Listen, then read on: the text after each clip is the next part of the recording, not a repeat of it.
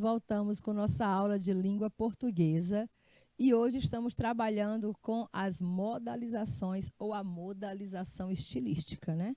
Estamos estudando figuras de linguagem e seus efeitos de sentido. O quanto as figuras de linguagem contribuem para a nossa expressividade. Porque, na real, batendo a real para vocês, a gente usa figura de linguagem no dia a dia e a gente nem se percebe. Não percebemos, mas ela está sempre presente. A gente usa a figura de linguagem para fazer arte, mas a gente usa também no nosso dia a dia. E aí nós já vimos hoje, né, na primeira parte da aula, a gente estudou as figuras sonoras. Vamos continuar a nossa leitura, o nosso trabalho, o nosso estudo, falando ainda da modalização, ainda falando de alguns tipos de sons. A gente viu ainda há pouco exemplo de aliteração e de assonância, e agora você tem exemplo de onomatopeia e de paranomásia, que também são figuras de sons. Figuras em que o efeito delas está no som das palavras. Elas colocam todo o efeito, né, no som das palavras. Tem uma música que eu gosto bastante de uma banda internacional chamada Roxette, chamada Crash Boom Bang. Não sei se você já ouviu essa música. Crash Boom Bang. Crash Boom Bang são sons que simulam explosões, né? Quando você simula alguma coisa rasgando, quebrando, explodindo, você diz crash, boom, bang. Bang é tiro. Bang, bang, bang, bang, né? Simula tiro. Então, quando você usa palavras para imitar os sons, palavras que imitam os sons. Aí você tem a onomatopeia. Não esqueçam, onomatopeia são palavras que reproduzem sons. Tem até palavras que a gente usa mesmo no nosso vocabulário, que são, na verdade, onomatopeia, né? Como é a palavra bem-te-vi. Vocês conhecem bem-te-vi? É o nome de um pássaro, né? Mas a palavra bem-te-vi, ela vem do som do canto, né? Do canto do pássaro. Se vocês observarem, eles fazem bem-te-vi, sonzinho que eles reproduzem, né? Você conhece o bem-te-vi quando ele faz bem-te-vi. E aí a palavra virou bem-te-vi, que você escreve dessa forma, ó. Vamos lá. Como é que escreve bem-te-vi? Bem-te-vi, né? Bem-te-vi! Exatamente o som que ele reproduz. Então, algumas palavras ficam firmes aí na língua portuguesa e viram substantivos, porque bem-te-vi é um substantivo que alguns também chamam de bem-te-vi, mas é melhor usar assim, bem-te-vi. E você pode até brincar com os sons, né? Bem-te-vi pode ser a ave, pode estar se referindo à ave, mas se eu falar bem-te-vi, sem os hífens, ele deixa de ser substantivo e se torna uma expressão, não é isso? Se torna uma expressão. Não é mais uma ave, é uma expressão. Quando eu quero dizer, olha, bem te vi, né? Bem te vi naquele dia. Então, bem te vi quer dizer eu te vi bem. Eu vi, você estava bem. É esse sentido. Se torna uma expressão. Então, existe o bem-te-vi ave, que é um substantivo, e se você não hifenizar, se você não colocar o hífen, ele se torna uma expressão, bem-te-vi, tá bom? Agora aquela música, bem que se quis, né? Então, crash, boom, bang, bang, bang, bloom, zaz, bi, bi, bi, bi, bi, bi, bi, bi, bi, bi, bi, bi. Todos esses sons aí, todas essas palavras que a gente reproduz, tá? São chamadas de onomatopeia. Reprodução de som é onomatopeia. Por outro lado, você tem a paranomásia. O que é paranó? Quer dizer que é alguma coisa igual ou parecido. Sons semelhantes, sons parecidos, você diz que é uma paranomásia. Na palavra bem-te-vi e bem-te-vi expressão, ocorre também paranomásia, não ocorre? Bem-te-vi, além de ser uma onomatopeia, o bem-te-vi, substantivo, nome da ave, é uma onomatopeia. Mas se você brinca, faz o joguinho entre o bem-te-vi substantivo com a expressão bem te vi, que tem o mesmo som, mas são sentidos diferentes, torna-se uma paranomásia. Como você vê aqui, ó, eu só versifico para ver se fico menos só. Vejam só. O que aconteceu? Onde está a paranomásia? Na palavra versifico, que ele muda para versifico, né? Eu só versifico para ver se fico menos só, tá bom? E essa repetição do só e do só aqui, você chama de reiteração, tá bom? Reiteração. Então, paranomásia é quando você usa palavras semelhantes. Eternamente. Outro exemplo de paranomásia. Eternamente, eternamente.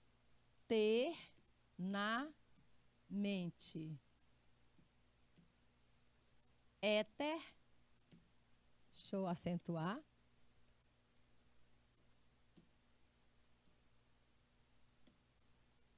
Éter, agora eu tenho que pegar a caneta, só um minuto. Eternamente, éter. Ai, peguei a borracha de novo, nossa senhora.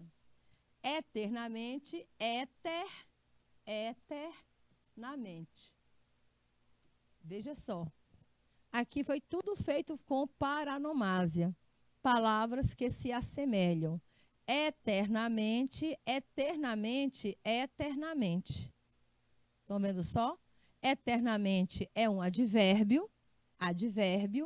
Eternamente é uma expressão, não é isso? Eternamente. E eternamente, substantivo com outra locução. Eternamente, que é uma locução adverbial. Beleza? Eternamente, eternamente. A mesma que aconteceu em versifico, eu só versifico para ver se fico menos só. E aí você tem a paranomásia, que são efeitos sonoros. Lembrando, figuras sonoras causam efeitos sonoros e contribuem no texto com a musicalidade. Elas dão musicalidade ao texto. Se perguntarem qual é a finalidade das figuras sonoras, aí você já diz, é trazer ao texto maior musicalidade. Crash, boom, bang. Vamos lá. Vamos agora para as figuras semânticas, conhecer algumas figuras cujo resultado recorrem sobre o significado. Figuras que caem sobre o sentido. Aí você chama de figuras semântica ou figuras de palavras. Colocar aqui figuras semânticas ou figuras de palavras. Figuras semânticas ou figuras de palavras. Nesse campo são exploradas as figuras de palavra, como eu falei para vocês, né? São exploradas as figuras de palavras, que também são chamadas de figuras semânticas, as quais analisam a significação ocasional de certas palavras da língua. O que é uma significação ocasional? É um sentido colocado, né? É um sentido novo. As palavras ganham um novo sentido, tá bom? Você usa a palavra com um sentido que não está no dicionário. Isso é diferente de polissemia. Falei para vocês. Figuras de linguagem é diferente de polissemia. Polissemia é a possibilidade de uma palavra ter vários sentidos diferentes. E esses sentidos, eles são dicionarizados. É tanto que você encontra o verbete no dicionário em tópico. Significado 1, verbo. Significado 2, substantivo. Significado 3, adjetivo. A mesma palavra pode ser um verbo, um substantivo ou um adjetivo e vão ter sentido diferente. Às vezes, até a raiz da palavra é diferente. Olha, polissemia. Vou dar um exemplo de polissemia da palavra manga. A palavra manga, ela é polissêmica. A palavra manga pode ser um substantivo, né? Quando se refere a uma fruta, e aí a raiz de manga, é uma palavra de raiz africana. Quando você pega a palavra manga no sentido de manga de camisa, ou seja, uma parte da roupa, um acessório de roupa, que é a manga, aí já não tem mais nada a ver com a manga fruta, mas é a mesma palavra. Mas agora a raiz de manga para a parte da roupa já tem outra raiz, já vem lá do latim. Não é mais africano, é latim. Então é outra, é uma palavra completamente diferente, que coincidem com a mesma escrita, com a mesma pronúncia, mas têm origens, raízes, sentidos diferentes. E nós também usamos manga, né, manga como verbo, do verbo mangar, que significa zoar, ironizar, debochar, não é isso? Mangar, ai, porque a fulana mangou de mim, ela manga de todo mundo. Olha, fulana manga de todo mundo. Essa manga não é a fruta, essa manga não é a parte da camisa, essa manga é um verbo que significa ironizar, debochar, fazer pirraça de outras pessoas, tá bom? Então, isso você chama de polissemia, porque a mesma palavra tem sentidos diferentes. Já as figuras de palavras, elas trabalham exatamente com esses significados diferentes. Mas é porque essas figuras de linguagem, elas atribuem novos sentidos. Figuras de palavras atribuem novos sentidos. E esse sentido não está no dicionário. É um sentido que você criou. É um sentido que você deu àquela palavra. Não porque ela tenha esse sentido. Você quis dar esse sentido à palavra. Então, isso é uma figura de linguagem. Quando você atribui um novo sentido a uma palavra que já existe. Aí nós temos exemplo de metáfora, tá bom? Você tem a palavra cascas, e você vê aí uma laranja bonita, né? Laranjazinha, deu até um apetite agora de ver essa laranja bonita. Aí, isso aqui foi usado numa propaganda. A propaganda utiliza muito desses recursos estilísticos, porque a propaganda, ela não é sempre um texto objetivo, ela é um texto arte, e como texto arte, ela utiliza de figuras de estilos, tá bom? Da parte estilística ou da modalização estilística das palavras. Então, quais são as figuras de linguagem ou as figuras de palavra ou figuras semânticas? Nós temos a metáfora, nós temos a comparação, a metonímia, a sinestesia, a perífrase e a antonomásia. Vamos conhecer o que são elas, né? Metáfora, comparação, metonímia, sinestesia, perífrase e antonomásia. São as figuras de linguagem mais conhecidas. Professora, eu tenho que aprender tudo? Não, filtra, tá bom? Você vai filtrar. E o que quer dizer isso, professora? Quer dizer que se na língua portuguesa existirem mais de 50 figuras de linguagem, se você souber reconhecer, identificar, usar conscientemente, sabendo que está usando a figura de linguagem. Se você souber fazer isso com pelo menos 15 delas, se você aprender 15 figuras de linguagem, você está muito bem na língua portuguesa, tá bom? Você vai para uma prova e, com certeza, as questões que caírem sobre estilística, você vai se dar muito bem. Então, metáfora, comparação, metonímia, sinestesia, perífrase, antonomásia são figuras de palavras que brincam com os significados, que atribuem novos sentidos às palavras. Qual é a finalidade de todas elas? Atribuir novo sentido às palavras. Aí eu estava lendo com vocês aqui essa publicação, essa publicidade, né? Esse texto publicitário aqui. Tem cascas. Aí você vê a laranjazinha aí bonita. Aí diz, laranja assume. Tem dias que eu acordo um bagaço. Olha só. Laranja assume. Tem dias que eu acordo um bagaço. A palavra bagaço adquiriu aqui outro sentido. Qual é o sentido original? Qual é o sentido denotativo, sentido real, denotativo de bagaço? Bagaço é o resto da laranja, não é isso? O resto da laranja você chama de bagaço. Então, se você levar ao pé da letra quer dizer literalmente.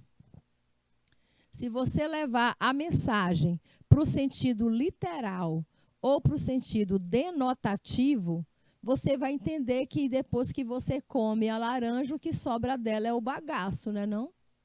Então, tá tudo ok. Então, realmente, a laranja tem dia que ela acorda um bagaço, certo? Mas, quando você olha para a amiga, depois daquela festa, você passou aquela festa de arromba com a amiga, e você encontra a amiga no outro dia e você diz, miga, você tá só o bagaço. Você quis dizer que a amiga tá o bagaço da laranja? Não. A palavra bagaço agora ganhou um novo sentido, que não é o sentido dos restos da laranja. Quer dizer ruim, em mau estado, não é isso? Tá só o bagaço, tá em mau estado, não tá boa utilizada. Então, esse vai ser um sentido conotativo, tá bom? Se você muda, se você atribui um novo sentido, e não é o sentido real, então você está usando o sentido conotativo, e o sentido conotativo é a metáfora da comparação, uma comparação indireta. Tem dias que eu acordo um bagaço. Aqui, a natureza é a estrela, né? Que diz aqui, a natureza é a estrela. E aqui, quando eu digo que a natureza é a estrela, quer dizer que a natureza é principal. A natureza é o foco. A natureza é quem brilha. Quem brilha aqui é a natureza. Outra figura de linguagem usada nessa propaganda, tá bom? E não tem só uma figura de linguagem, não. Quando eu digo assim, laranja assume, abro aspas, fecho aspas, e quero dizer com essa aspas que quem está falando aqui é a laranja, então eu estou dando o quê? Eu estou dando vida à laranja. Se eu digo que foi a laranja quem disse, tem dias que eu acordo um bagaço, então eu estou dando vida à laranja. E essa é uma nova figura de linguagem que você chama de prosopopeia. Prosopopeia ou personificação. Atribuir qualidades humanas a seres que não são humanos. Essas aspas significam que é uma fala da laranja. Laranja assume. Tem dias que eu quem? Quem é o eu? Tem dias que eu quem? A laranja. Então, quem está falando é a própria laranja. A laranja fala? Não fala. Então, se eu atribuo uma característica humana a um ser que não é humano, como é o caso da laranja, eu estou usando a prosopopeia ou a personificação, que também é uma figura de linguagem, tá bom? Entendido? Então, a metáfora consiste no duplo sentido da palavra bagaço, bagaço da laranja, ou bagaço está ruim, né? Está em mau estado. Bagaço quer dizer em mau estado, mal conservada, e bagaço pode ser os restos que sobram da laranja, beleza? Agora nós temos aqui a ambiguidade. Ambiguidade, cuidado com a ambiguidade.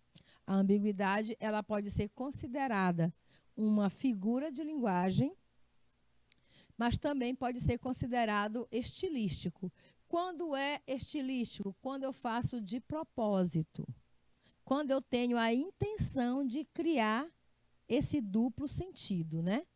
Aí ela é ambiguidade. No caso, bagaço é ambiguidade, tem duplo sentido, não tem? Tem duplo sentido. bagaço da laranja e bagaço estado ruim de conservação. Vamos aqui agora para a tirinha do H. Aqui o amigo do H diz assim: quer um hambúrguer? E o H responde: quero, completo, mas suspenda o pepino. Quero completo, mas suspenda o pepino.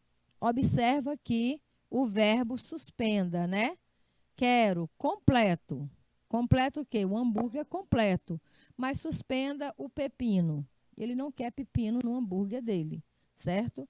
Aí o amiguinho dele diz assim: ele devia ter dito por quanto tempo. Por quê? Devia ter dito por quanto tempo? Porque ele está suspendendo literalmente o pepino. Ele ficou segurando lá o pepino na mão, entendeu? Enquanto segura, ó, tá aqui o hambúrguer, ele preparou o hambúrguer para o H e ficou suspendendo o pepino, mas suspenda o pepino.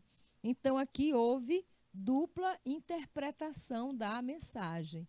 E quando gera sentidos diferentes, né? Dois sentidos, suspenda. Ele falou suspenda, quer dizer retira, não coloque, não use pepino. E o outro entendeu suspender no sentido de ficar segurando para cima. Suspender é levantar, né? Ambiguidade, levantar para cima. Olha aí a ambiguidade, está aí a redundância, né? Levantar para cima. Então, se ele levanta, ele está suspendendo. Ele entendeu no sentido de suspender. Então, você tem aqui, no caso, o duplo sentido ou a ambiguidade. Simbora. Ainda falando, aqui nós passamos algumas figuras. Eu vou voltar. Metonímia não apareceu aqui nos exemplos, mas metonímia é quando a gente usa a parte pelo todo. Quando eu digo uma parte pelo... Isso a gente usa muito no dia a dia. Eu costumo sempre dizer aos meus alunos que uma das figuras de linguagem mais utilizadas, né, pela gente no dia a dia é a metonímia. Quando você chama o colega de cabeção, ei, cabeção, vem cá. Você está usando a parte pelo todo. Só porque o amigo tem uma cabeça avantajada, né? Uma cabeça bem destacada, e você chama ele pela cabeça. Como faz o Cebolinha. O Cebolinha chama a Mônica de dentuça. Ele reduz a Mônica a uma característica dela. Ah, cadê a dentuça? Tu já sabe que é a Mônica, certo? Por quê? Isso, você chama isso de quê? De apelido? Pois é, os apelidos geralmente são metonímias, quando você usa uma parte para identificar o todo. A dentuça é a Mônica, a dentuça é só uma parte dela, que vai identificar toda a pessoa. Ou quando você diz assim, olha, eu li Machado de Assis. Você não leu Machado de Assis. Você leu um livro de Machado de Assis, tá bom? Aí você chama isso também de metonímia, a parte pelo todo, né? Você não leu o Machado, você não leu o autor, você leu a obra. Então, se você troca o autor pela obra, isso é metonímia. Quando você diz assim, eu quero um copo d'água, como é que você pede mesmo, hein? É um copo d'água ou um copo com água? Qual é o correto? Eu vou entrevistar as minhas alunas ali do lado de fora, que elas gostam de participar da aula. Elas são muito interativas até, a Camila e a Mariana. Mariana, você diz assim, eu quero um copo com água ou um copo d'água? Um copo d'água. Mariana pediu um copo... Ou a Mariana não, a Camila. Camila pediu um copo d'água. Mariana, você pede um copo d'água ou um copo com água? Um copo d'água. Olha, todas as meninas que estão na minha sala de aula, elas são incríveis, são as mais inteligentes do mundo. Elas pediram um copo d'água. Está certo, gente. Copo, ela quer um copo de água, que você pode dizer copo d'água. É só a supressão, né? A supressão do E com o A. Você junta o D com o A, fica d'água. mas é copo d'água. Ah, professora, mas se eu pedir um copo de água ou um copo d'água, eu não estou pedindo um copo feito de água? Não. Quando você pede um copo d'água ou um copo de água, quer dizer, de toda a água que tem na casa, você só quer um copo. É a parte pelo todo. É igual você dizer, vou beber uma xícara de café. Xícara de café também não é uma xícara feita de café. É uma porção, é uma quantidade. De todo o café que está na garrafa, você só quer uma xícara. É uma parte pelo todo. Quando você diz, comi um prato de arroz. Imagina que a pessoa vai pensar que você comeu um prato de verdade, né? Um prato de arroz. Será que é um prato feito de arroz? Não. É uma quantidade de arroz que dá um prato. O prato serve como uma medida, uma parte pelo todo. Isso é metonímia. Agora, se você pedir um copo com água, eu vou trazer o copo acompanhado da água. Eu trago a garrafa d'água e o copo. E te entrego e você coloca a água que você quiser. Um copo com, a palavra com é companhia, tá bom? Com é companhia. Eu quero um copo com água. Então, eu trago o copo e junto eu trago a água. Aí é um copo com água. É igual você dizer assim, eu quero café com leite. Olha aí. Café com leite quer dizer, é com leite adicionado, né? Adicionado leite. Colocado leite junto com café. Olha a palavra junto, né? Porque você juntou, companhia, estão juntos. Se eu namoro com a Camila, quer dizer que quando eu namoro, eu levo a Camila junto. Ela vai lá só para olhar. Com é companhia, tá bom? Então, é copo de água, copo d'água, e não copo com água. Elas acertaram, essas meninas sabem tudo de metonímia. Então, metonímia é quando você usa a parte pelo todo. Você chega no lugar e vai dizer assim, eu quero comprar... Ei, fulano, seu moço, me venda aqui eu quero comprar sabão Omo. Aí ele te entrega um sabão Minerva. E você chega em casa, tá aqui, mamãe, o sabão Omo. E a sua mãe vai lavar a roupa com sabão Minerva. Você está usando a marca pelo produto. Na verdade, você quer comprar sabão em pó. E em vez de chamar sabão em pó, tu chama sabão Omo. Você usa a marca. Você vai comprar Bombril. Você bota lá na lista de compras. A minha menina liga lá de casa e diz assim, Dona Dalene, compra Bombril. Aí eu compro o Assolan. Mas é a mesma coisa, é a palha de aço, né?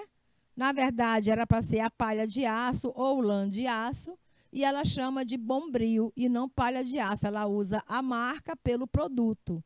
Isso é metonímia. Tem um poema do Drummond em que ele diz assim, o bonde passa cheio de pernas, pernas brancas, pretas, amarelas, para que tanta perna, meu Deus, pergunta meu coração, mas meus olhos não perguntam nada. Ele disse que o bonde passou cheio de pernas. Então, tu já imagina que é um bonde e que só tem perna lá dentro. Cadê o restante da perna? Cadê as pessoas? É só perna mesmo? Ou são pessoas? Mas ele resume as pessoas pelas pernas, porque do ângulo que ele vê, ele só vê as pernas das pessoas. Ele não viu o restante das pessoas, ele só viu a perna. Então, ele reduziu as pessoas às suas pernas. Isso você chama de metonímia. Outro poema do Drummond, ele diz assim, cidadezinha qualquer, né? Tem um poema chamado Cidadezinha Qualquer. Casas entre laranjeiras, mulheres entre bananeiras, amor cantar, não sei o quê. Um homem vai devagar, o cachorro vai devagar, o burro vai devagar, devagar, as janelas olham.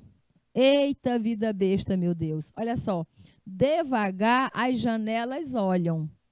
Aí você diz, professora, as janelas olham é uma prosopopeia, porque a janela não olha, quem olha são as pessoas, então é metonímia, é a parte pelo todo. Na verdade, quem olham são as pessoas que estão espiando pela janela. Ao invés de falar que as pessoas estão espiando pela janela, ele diz as janelas olham. Entendeu? Mas ele se refere a quem? As pessoas que olham pela janela. Isso é metonímia. Parte pelo todo é metonímia. Aprenderam metonímia, meninas? Minhas alunas aprenderam, Camila? Você aprendeu metonímia? Aprendeu, Mariana? Vai cair na prova de concurso e vocês vão passar, tá bom? A sinestesia é quando você faz a troca dos sentidos. Não vai dar de explicar todas, tá? Mas essas aqui são essenciais, porque metáfora, comparação, metonímia e sinestesia a gente tem que aprender. Sinestesia é quando a gente troca as nossas sensações. Nós temos 5 sentidos, não temos? Paladar, audição, visão, tato e olfato, certo? Nossos 5 sentidos, vamos lá. 5 sentidos são visão, paladar, tato, olfato. Qual é que está faltando? Audição. Agora, se eu digo, sua voz é macia, quando eu digo que eu ouço uma voz macia no meu ouvido, gente, voz é audição, tá bom? Voz, por onde é que eu ouço a voz? Audição. Macia é tato. Eu percebo macio pelo tato. Se eu digo voz macia, eu estou misturando audição e tato. Isso eu chamo de sinestesia. E a perífrase é quando eu troco uma palavra por outra com o mesmo sentido. Eu posso dizer, eu moro em Teresina, ou eu posso dizer, eu moro na Cidade Verde, porque Cidade Verde é a perífrase de Teresina.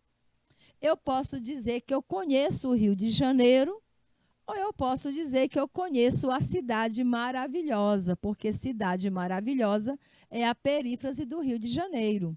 Eu posso dizer, eu gosto muito da poesia de Castro Alves, ou eu posso dizer, eu gosto muito da poesia do poeta dos escravos, porque o poeta dos escravos quer dizer Castro Alves, entendeu? Então, isso é perífrase. Quando você tem uma outra palavra que possa atribuir ao mesmo ser. Beleza, vamos embora, que agora a gente vai para as figuras de construção. Dizem que as figuras de construção são as mais difíceis da gente aprender. Eu não acho. Figuras de construção são as figuras que a gente usa dentro da sintaxe, né? Por isso que elas também são chamadas de figuras de sintaxe. Figura de construção ou figura de sintaxe, elas mexem com a estrutura sintática. Elas invertem a ordem da oração, sujeito, predicado. Elas podem emitir algum termo da oração, a elipse, o zeugma. Elipse e zeugma, eles vão omitir uma palavra que já apareceu antes, certo?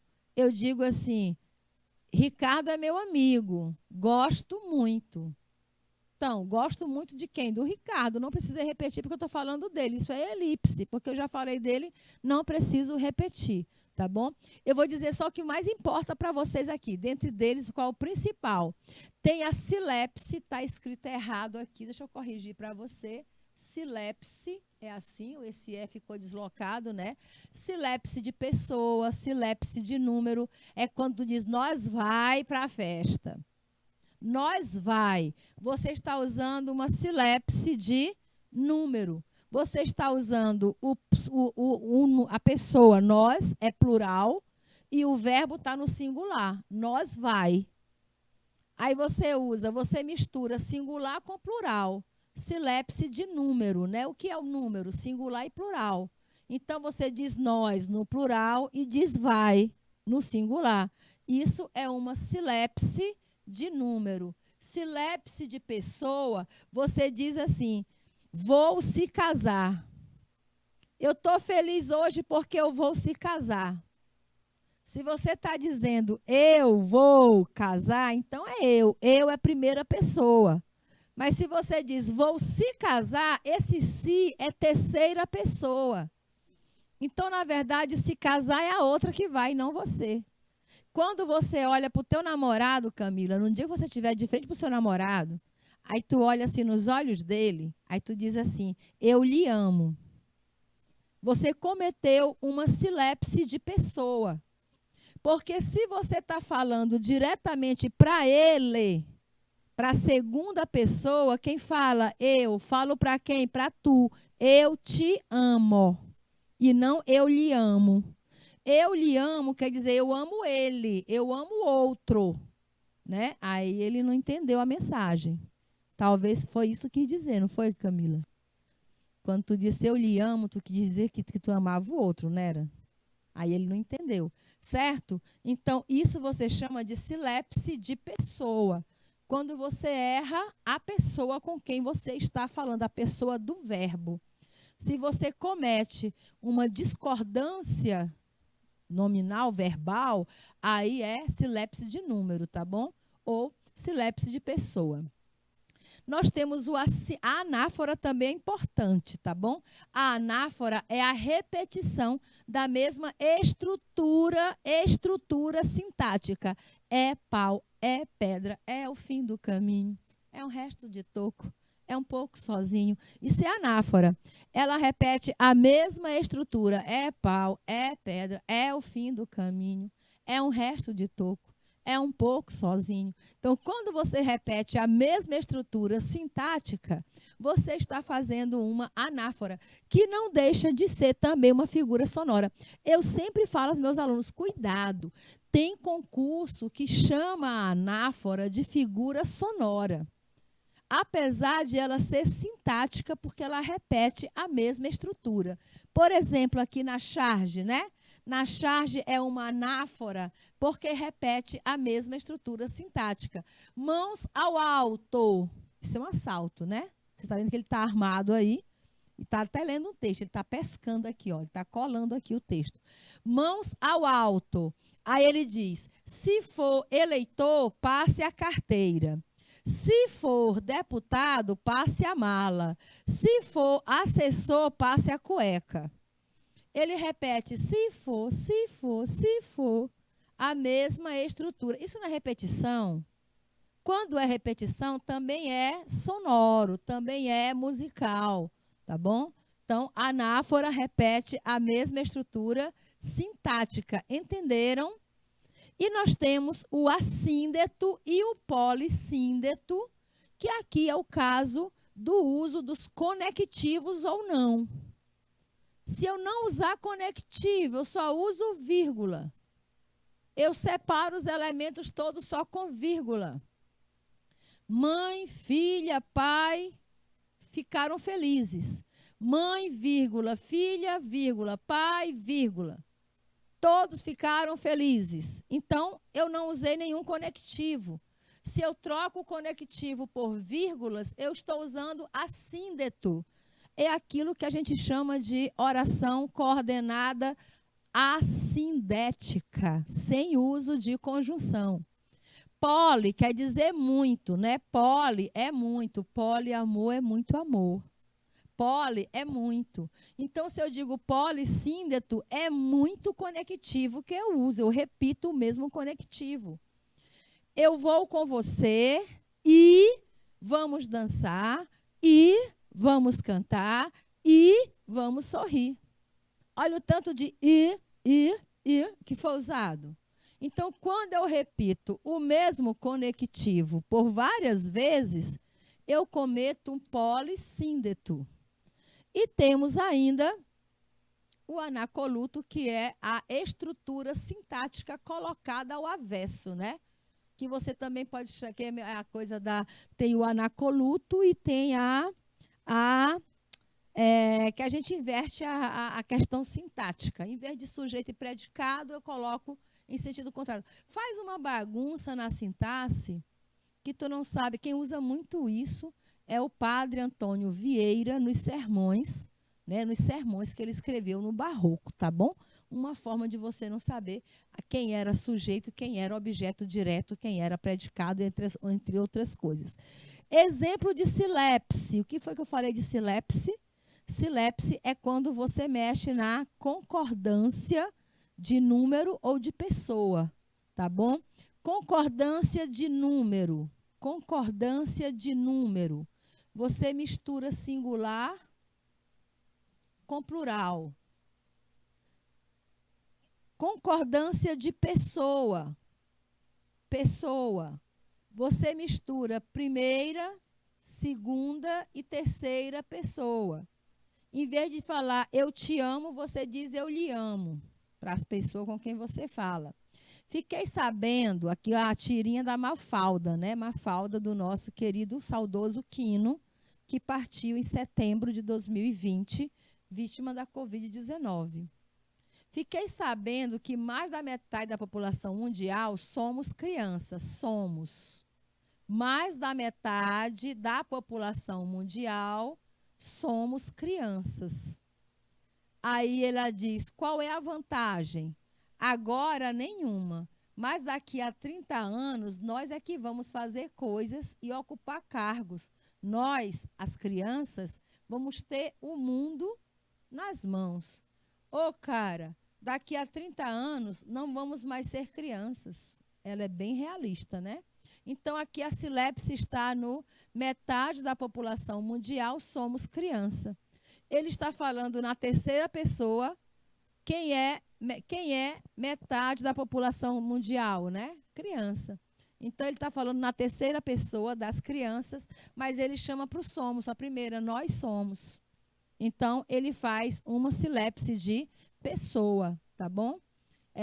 Eu li um texto também, eu gosto muito dos textos do professor Ayrton Sampaio, e ele diz, um texto dele de Madalena, né? Ele diz assim, então os meninos pegaram Madalena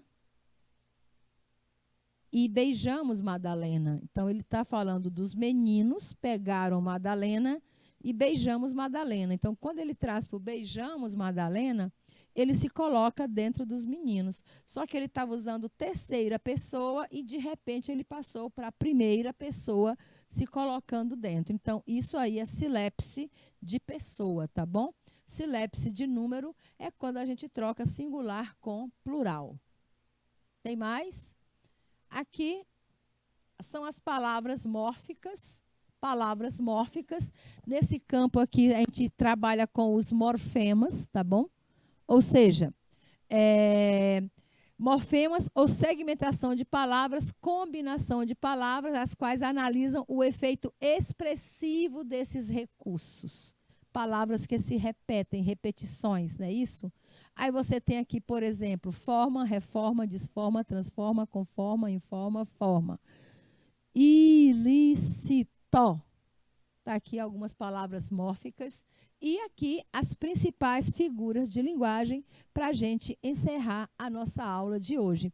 Se você tiver que aprender, que estudar 15 figuras de linguagem, concentre-se em antítese ou paradoxo, prosopopeia ou personificação, ironia, eufemismo, comparação, metáfora, catacrese, hipérbole, onomatopeia, metonímia, elipse, zeugma, pleonasmo, sinestesia, aliteração e assonância. Não se esqueçam que ainda hoje nós temos uma aula de revisão que fica gravada aqui na plataforma. Não deixe de assistir porque vamos resolver bastante questões. Boa noite e até a nossa próxima aula.